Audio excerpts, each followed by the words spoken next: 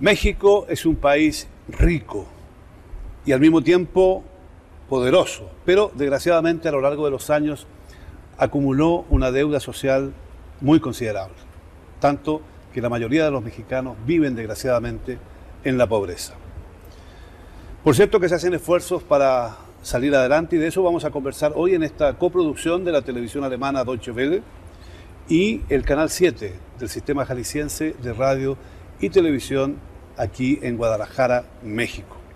Mi nombre es Gonzalo Ernesto Cáceres y en la moderación me acompaña esta vez Trini Rodríguez del Canal 7 de Guadalajara. Así es, Gonzalo. Muchísimas gracias nuevamente.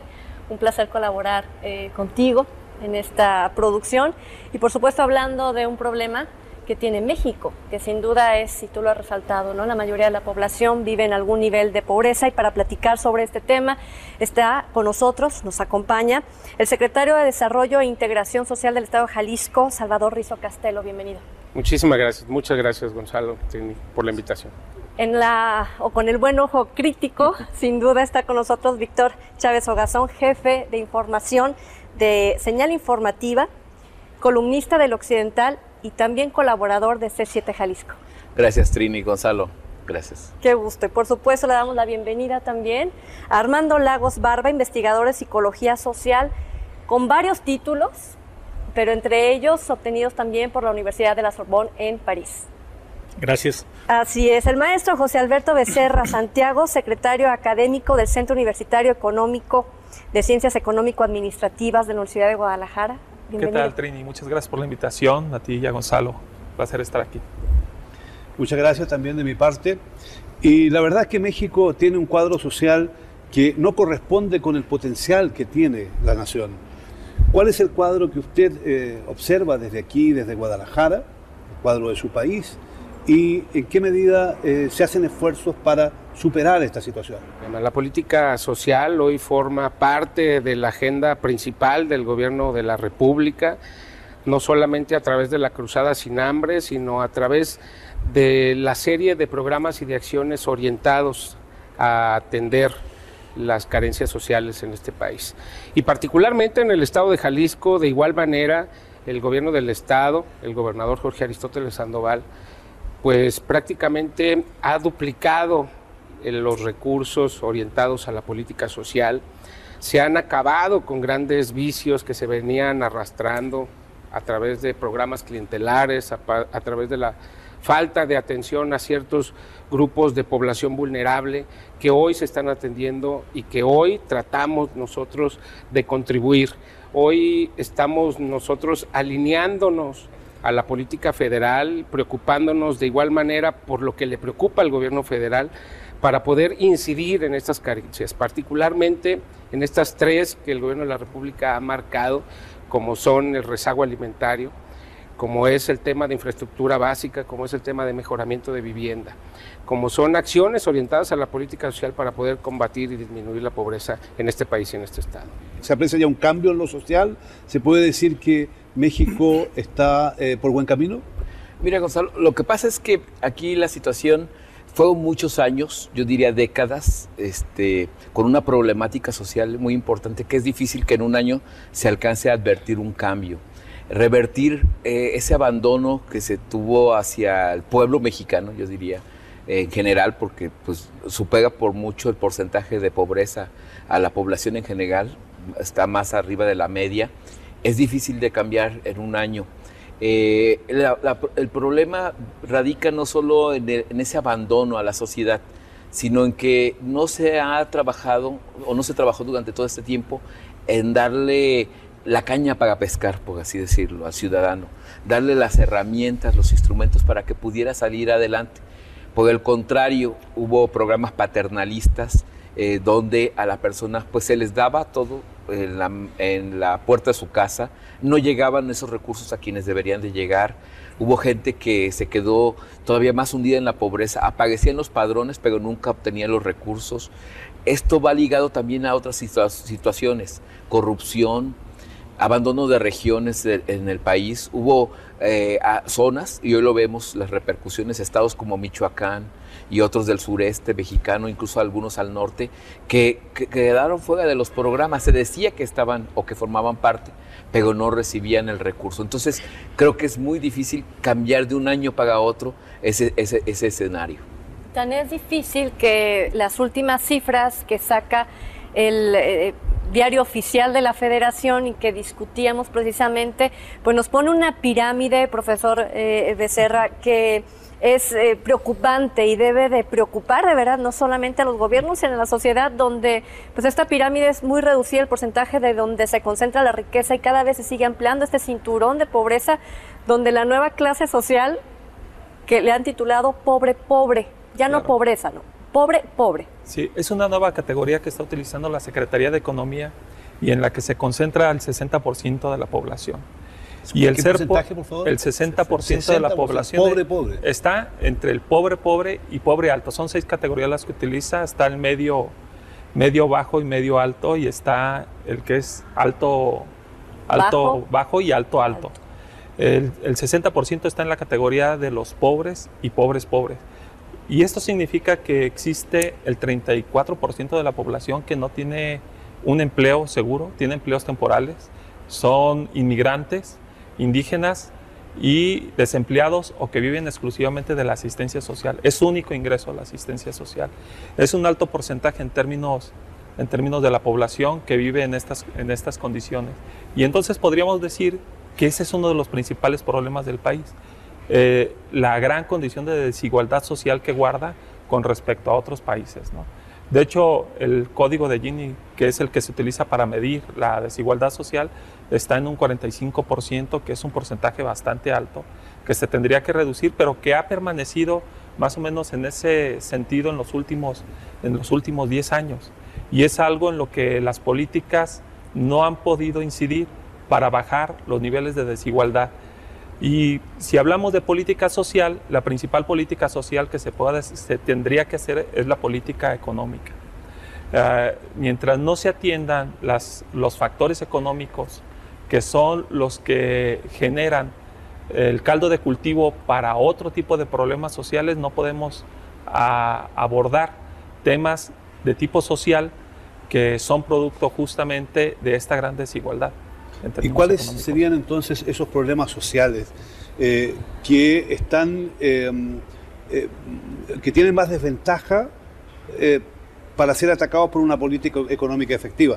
Mejor dicho, ¿cuál es la política económica que hay que efectuar de manera que este problema de la pobreza no siga aumentando como ocurre, y que de pobres no pasemos a pobres diablos? Me voy a permitir, señor Cáceres, darle respuesta a su pregunta con algo que nos acaba de suceder aquí en Guadalajara. Quedó destruido el Mercado Corona. Si en el espacio que ocupa el Mercado Corona se instaurara un Walmart o un Soriana o alguna de esas grandes empresas de supermercados, quizás muchas de las necesidades de la sociedad se cubrirían por medio de ese supermercado. Sin embargo, las ganancias que provinieran de ese supermercado no irían a repartirse como antes lo hacía en el mercado cuando estaban todos los locatarios, que las ganancias se repartían entre todas las familias. En el caso de un supermercado se va el capital hacia las ganancias hacia el gran capital, no hacia la ciudadanía. El problema está en repartir la riqueza entre la gente que lo necesita, la gente intermedia, no el gran capital. Así como es este ejemplo donde pareciera que la perspectiva es seguir abriendo las puertas al comercio internacional, a los grandes grupos comerciales, como bien lo menciona el profesor, ¿cómo apoyar al sector vulnerable que en este caso se queda completamente sin trabajo? Bueno, primeramente, yo coincido, no hay mejor política social que el empleo. Yo creo que es importante que busquemos generar condiciones de desarrollo para elevar el nivel de ingreso de la población. Por eso cobra relevancia la metodología que ha implementado este país a partir del 2009 de evaluar la pobreza de manera multidimensional. Es decir, por carencias, sin dejar por un lado el nivel de ingreso. Y el caso del mercado lo refleja. porque hoy tenemos a 300 familias por lo menos que ya no tienen una manera de generarse un ingreso, que a lo mejor antes tenían ingresos suficientes para hacer frente a sus necesidades básicas de su familia, pero hoy ya no tienen la seguridad social, ya no tienen ingresos, ya no tienen absolutamente nada, y nosotros tenemos que generarles condiciones a esas familias, condiciones de desarrollo. Y por eso la política social que nosotros hemos emprendido desde el gobierno del Estado implica eso, contribuir a las carencias, pero generar condiciones para que haya empleo en el Estado, para que haya empleo en este país. Por eso las grandes reformas que se han implementado por parte del gobierno de la República, la reforma energética, la reforma hacendaria, etcétera, permiten pensar que en el corto plazo estaremos mejorando la posibilidad de empleo y en consecuencia del ingreso de las familias de este país. Y también la estrategia de la Cruzada Sin Hambre permite focalizar las acciones a contribuir en las carencias, por lo menos en 3 carencias básicas, como lo señalaba al principio. ¿Qué ha impedido crear empleo a lo largo de los años? Porque la verdad es que la cifra de desempleo ha crecido y por lo tanto se han agudizado los problemas sociales. Tendría razón el secretario cuando dice que si creamos empleo se va a invertir esta realidad. Pero ¿qué es lo que ha impedido crear empleo en México y qué posibilidad existe de que realmente eso ocurra? Bueno, en México hubo una apuesta interesante para la generación de empleos. De hecho, la Revolución Mexicana se focalizó mucho en mejorar las condiciones de tipo económica e industrial en el país. Había una industrialización previo a la revolución, en el periodo de don Porfirio, pero que incrementó la desigualdad social. Con la revolución hubo una apuesta por modernizar, hubo una industrialización interesante, hubo una clase empresarial que se comenzaba a constituir en el país, y se contó con la formación de los primeros sindicatos. Hubo una apuesta importante en los sindicatos y se tenía una ley federal del trabajo de avanzada a nivel internacional. En materia laboral, desde el 84 ha venido teniendo una baja, un rezago en cuanto al ascenso que se tenía de los trabajadores en términos de sus garantías, y hay una apertura a partir del 84, una inserción de México en el escenario global que empieza también con una descapitalización de algunas empresas de carácter nacional que recibían sus subsidios, particularmente el campo. Hay un abandono en el sector primario y hay un abandono también en apoyos a la economía a la economía nacional. Entonces, eso sí ha producido por un lado un mayor desempleo, pero además el empleo que se generó en los últimos años, en los últimos 2 sexenios, por ejemplo, del panismo, era un empleo muy precario. Empleo precario. Y esto es importante citarlo en el marco de una situación en la cual, y es bueno que usted haya recordado los años de la Revolución Mexicana, porque, como usted bien dijo, esta situación de pobreza, de precariedad, fue, entre otras cosas, lo que motivó la revolución. Claro. Si México continúa por el camino en el cual se encuentra, independiente de quién esté en el gobierno, y no se resuelve este problema, ¿estamos abriendo las puertas a un cambio revolucionario en México? No son obviamente las mismas condiciones que se vivieron en 1910, pero por otro lado, sí también la parte social creo que no debe de ser desatendida, sino cuidada minuciosamente. Armando Lagos, entonces, para poder obtener esto, ¿qué tipo de filosofía política debe optar México? Capitalismo parece no ha funcionado, no hemos adquirido un socialismo, un comunismo.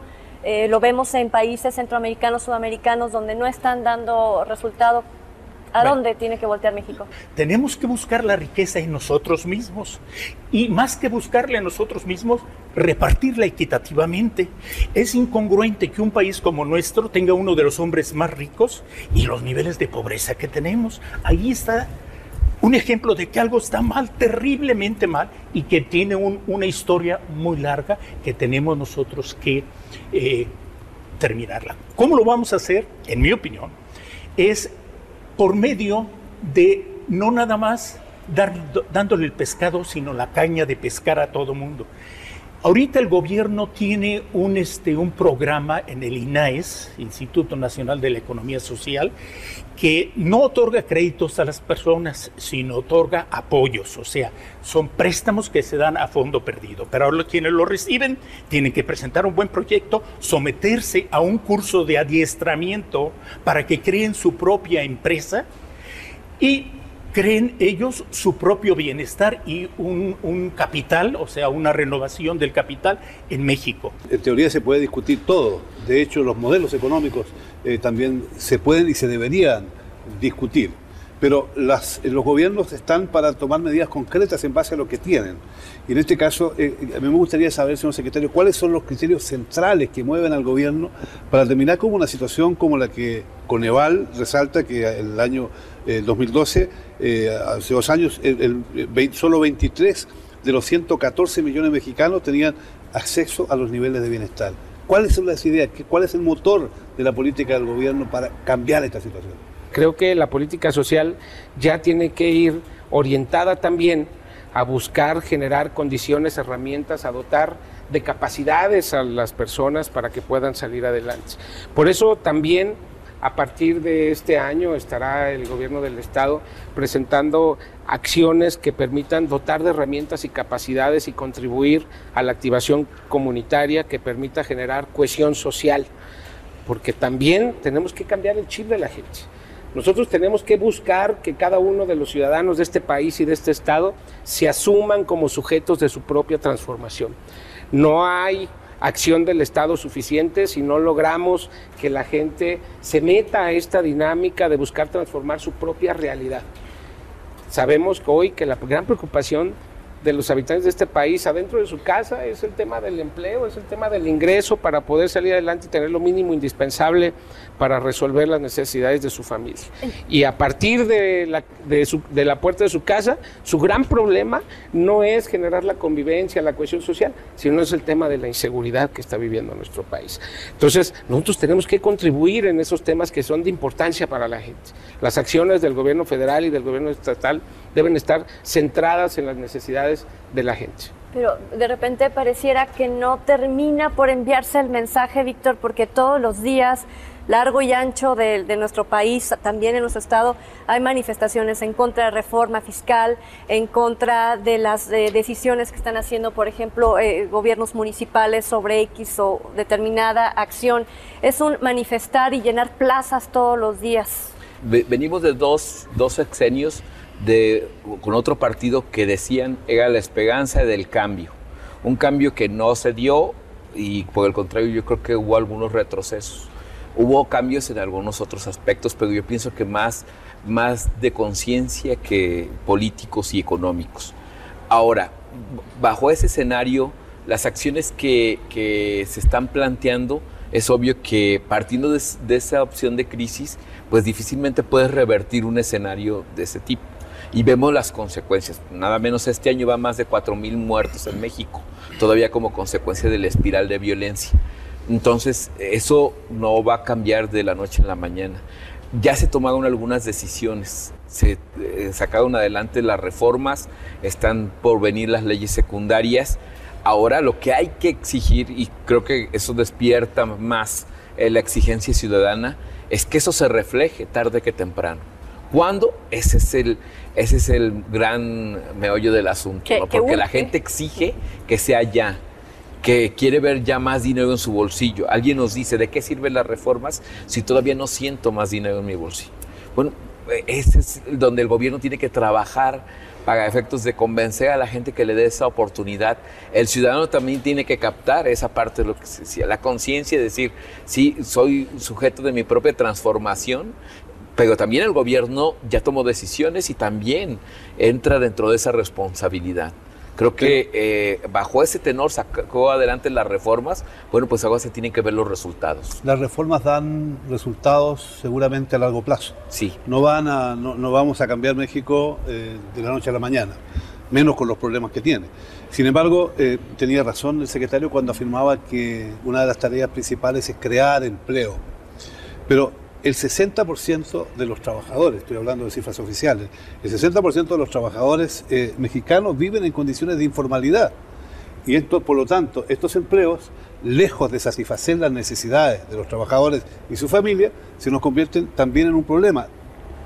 Entonces, es el problema mucho más complejo, y si no se toman medidas urgentes en lo social, ¿hacia dónde nos puede llevar esta situación?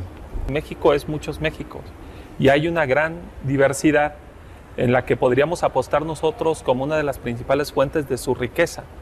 Sin embargo, la diversidad que tiene México no ha sido atendida también de manera diversa, a través de políticas diversas entre cada una de las regiones. Pongo el ejemplo de las comunidades indígenas. Tenemos una población que es más del 10% hablante de lengua indígena. Y si nosotros hiciéramos una comparación de la condición indígena con la condición de pobreza, encontramos que los pobres, más pobres de todo el país, son justamente este sector. Es decir, tenemos por un lado la condición de desigualdad y por otro lado la condición de diversidad. Cuando hablo de la condición de diversidad me refiero a esa condición de diversidad cultural que tiene el país y en la cual se refleja también en gran medida la condición de desigualdad que guarda el país. Entonces, los esquemas comunitarios de los que hablaba hace un momento el secretario son esquemas que tendrían que incentivarse, tendrían que motivarse y a los que se les tendría que inyectar un presupuesto interesante, porque son esquemas que popularmente han sobrevivido en condiciones de mucha precariedad y de muchas dificultades en términos económicos y sociales. Podemos poner como por ejemplo los tandeos, las cajas populares, las cooperativas, que son ejemplos de empresas colaborativas y entonces promover un emprendurismo social, porque actualmente estamos casados con un tipo de emprendurismo en el que lo identificamos mucho como el emprendurismo profesional, técnico, pero hay otro tipo de emprendurismo que es incentivar la conjunción de las colectividades en aras de resolver problemas colaborativos, y que eso es justamente parte de la riqueza popular y parte de la riqueza incluso de una diversidad cultural y de las propias comunidades indígenas, de los sectores más desprotegidos, y que es necesario también incentivar a través de este tipo de programas. Yo leía, llegando ahora a México, que el 80% más o menos de la población mexicana dice que el principal problema del país es la corrupción. Yo no sé si esa cifra es exagerada o no, pero en todo caso hay un alto porcentaje de mexicanos que así creen. ¿Cómo diablos se puede tratar de atacar este problema que no es exclusiva de México? Yo creo que el principal reto, precisamente en atención a eso, de las administraciones, de cualquier nivel de gobierno, es ganarnos la confianza de la gente, ganarnos la confianza de los líderes empresariales, de los líderes sociales, de los líderes en comunicación, y eso es empezando a dar resultados, que el dinero y el ingreso se empiece a sentir en la bolsa de la gente, que sepan que se está actuando por el bienestar del pueblo jalisciense, del pueblo mexicano. La presión social, pues todos la sentimos y estamos obligados a dar resultados en el corto plazo. ¿Cómo poder lanzar estos proyectos, estos programas, estas reformas con una falta de credibilidad ante las estructuras gubernamentales en México, profesor Lara? Mencionaba el señor Cáceres la corrupción, pero la corrupción es un producto de la impunidad. Mientras haya impunidad, va a haber corrupción. Mientras digan, a mí no me van a agarrar, no me van a castigar por lo que yo hice, por mi acto de corrupción, seguirá la corrupción. Se tiene que acabar con la impunidad. El que cometa un acto delictivo, desde cuello blanco hasta delincuencia de todo tipo, mientras no tenga el castigo que se merece, no se va a acabar la corrupción. Primer punto. Segundo punto, estamos viviendo nosotros en una crisis, pero en una crisis de civilización, de la civilización capitalista. Anteriormente había la demarcación capitalismo-comunismo. Ahora, en mayor o menor grado, todos los países son capitalistas. Claro, China tiene su capitalismo que lo va manejando en una forma muy sui generis y tiene un cierto comunismo, pero en general podemos hablar de que el capitalismo, el sistema capitalista es el que prevalece.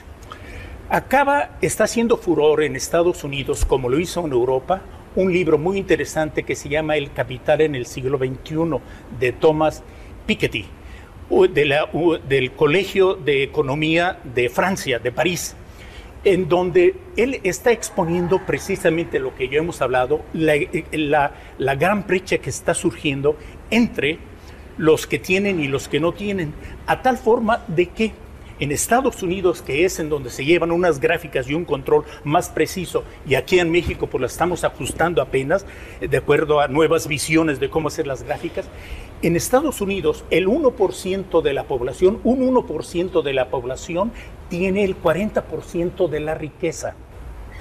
El promedio de lo que gana un empleado promedio, que son, bueno, X cantidad de dinero, es 384 veces más bajo de lo que gana un alto ejecutivo, un empleado promedio. Un empleado bajo gana hasta 500 veces más, de tal forma que lo que gana un alto ejecutivo en una hora, un empleado promedio, de acuerdo a Piketty, lo gana en un mes.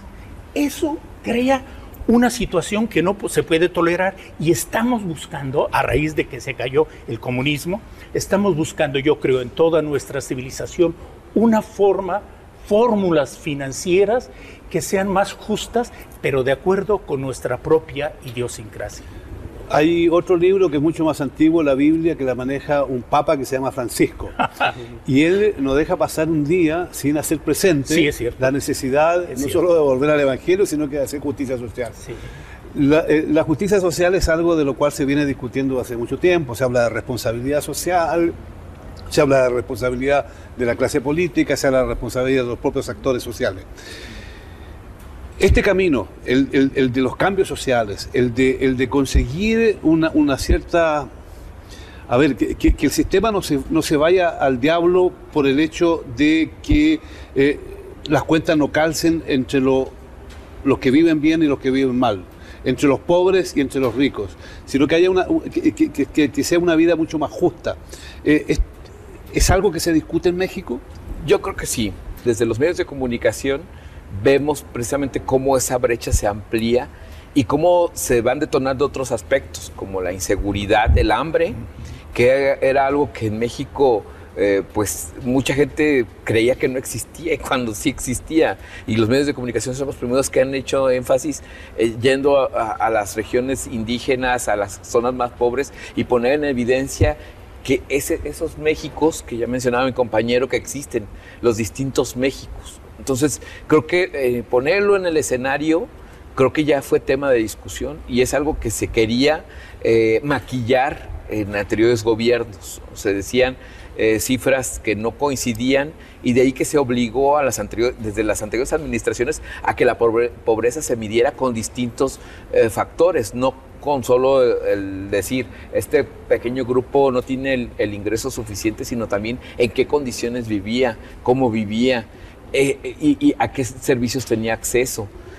El empleo, por supuesto, también como otro factor. Y así nos dio esa realidad, esa lamentable realidad de un 60% de los mexicanos en esas condiciones. Entonces, creo que sí es un tema que discute, promete y compromete a las nuevas autoridades a dar ese cambio.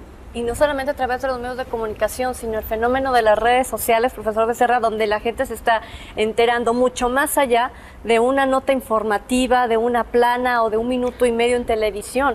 Sí. Es más, tenemos mayor acceso a la verdad y a la realidad a través de una red social. Claro, es un nivel de participación, pero también un nivel de participación muy ligero, muy light, que es muy espontáneo. Las redes sociales tienen una característica de ser muy eficientes en términos de conectividad, pero también tienen una gran debilidad en términos de la cohesión social que pueden generar, porque así como un tema se convierte en un trend topic en 1 o 2 semanas, desaparece al mes porque apareció un tema más relevante. Entonces, en términos de participación social, también hay un gran sector de excluidos y de desconectados de las redes sociales, ¿no? Entonces, yo creo que la participación, si bien es cierto, ha estado permeando en un sector de la población, que es el sector de clase media urbana, también ha generado todo un sector que yo diría que es el mayoritario, que está siendo excluido de todo ese debate. Y aquí cuando hablamos de que esto sí se discute en México en materia de políticas públicas, habría que reflexionar, por ejemplo, en términos de qué planteamos la política pública. Yo sería de la idea de que es más importante hacer pública la política. Y el hacer pública la política implica tener políticas públicas emanadas del interés social y de toda esa participación colectiva y ciudadana, de la cual actualmente una gran parte de la población está excluida. Podríamos decir que es un sector urbano privilegiado de clase media el que es un poco más pujante en términos de su participación ciudadana. Pero hoy está sucediendo a nivel nacional y a nivel estatal. O sea, la política social se resolvía debajo de un escritorio. Hoy está abierto al escrutinio, a la revisión de los distintos sectores de la población. Hoy los programas sociales en el estado de Jalisco se enrolaron a los posibles beneficiarios a través de los espacios públicos del estado, en las plazas públicas de cada uno de los municipios. Hoy tenemos un padrón único de beneficiarios que se ha publicado en la República y que se ha publicado en el estado de los beneficiarios del gobierno del estado. Hoy tenemos un formato de padrón único de beneficiarios que determina el grado de vulnerabilidad de los beneficiarios de los programas sociales. Hoy hay gente que existe. ¿Y por qué?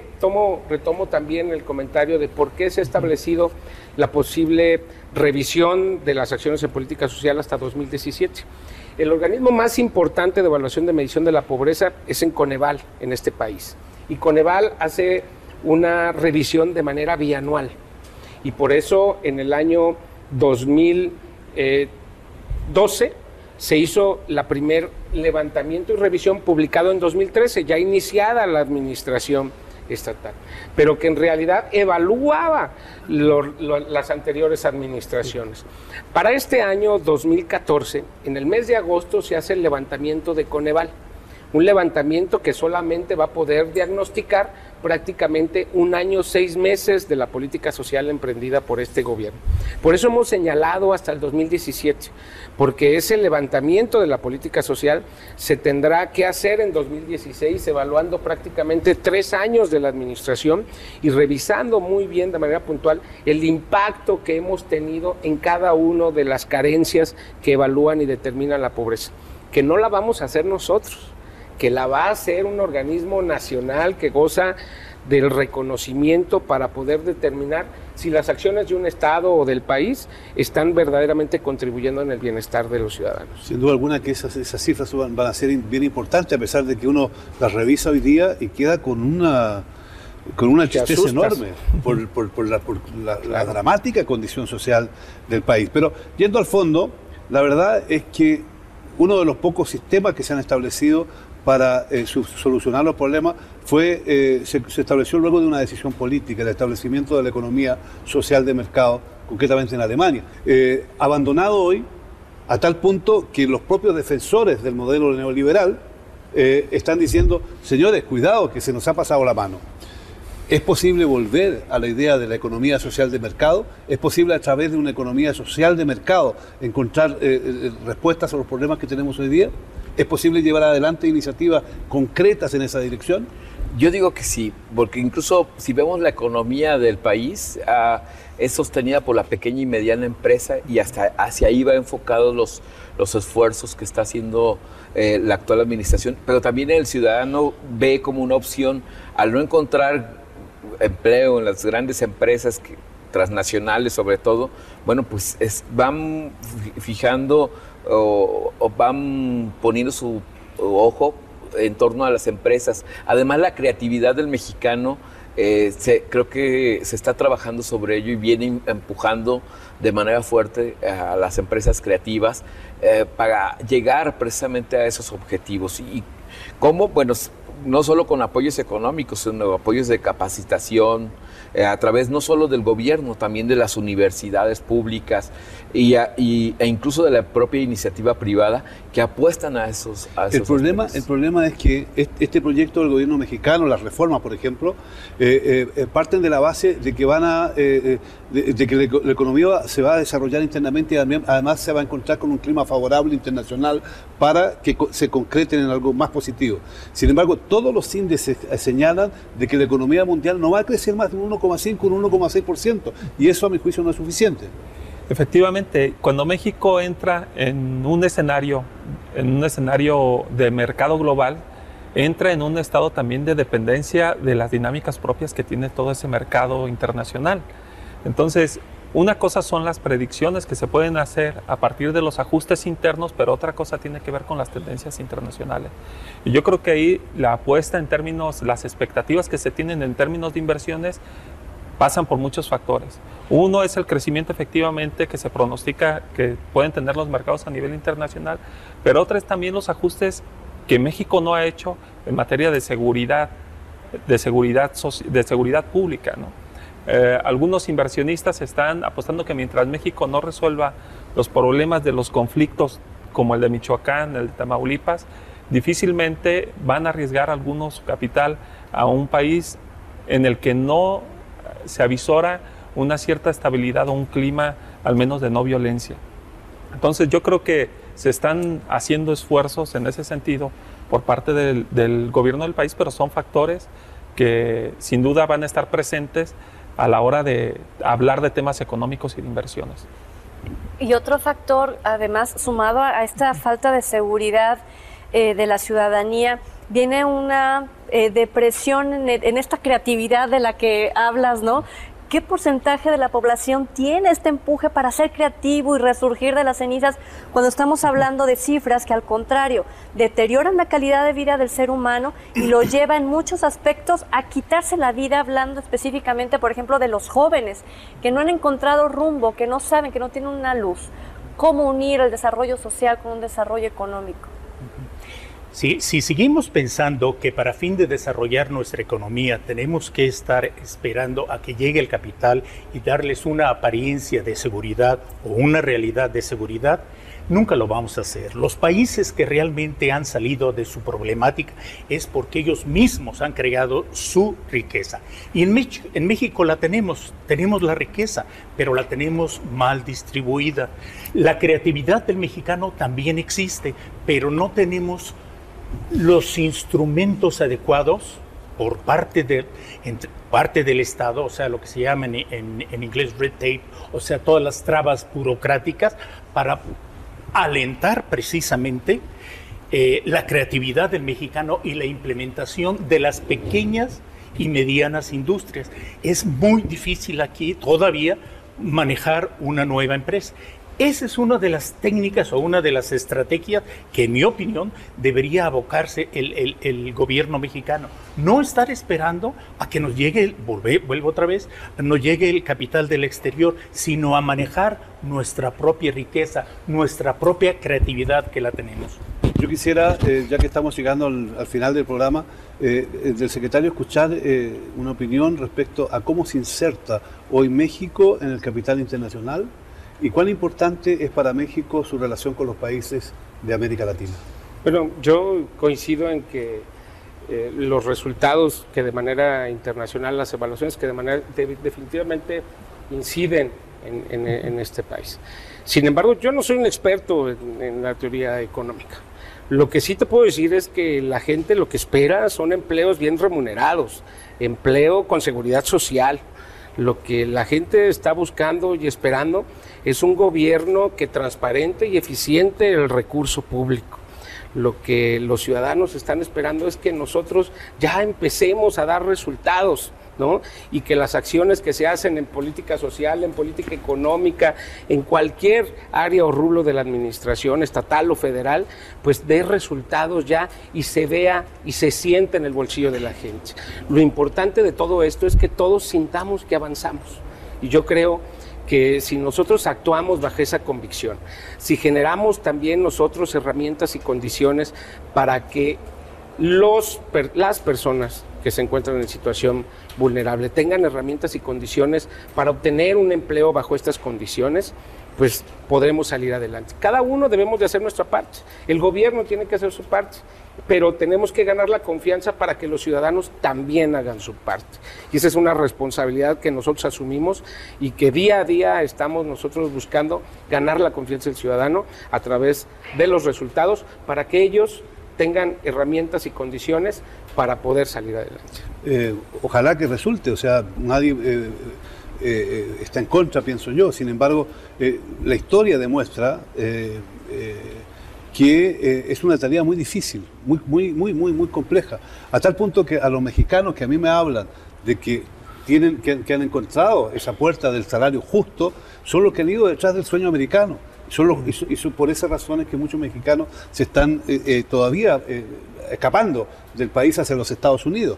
Entonces, ¿qué tiene Estados Unidos, aparte de su fortaleza económica, que también tiene sus dificultades, que no puede tener México para llevar adelante un proyecto nacional, un proyecto de desarrollo con fuerza para terminar con el desastre social que existe en algunos campos? Creo que en todo esto entra los distintos sectores de la sociedad y la clase política también tiene que hacer su parte.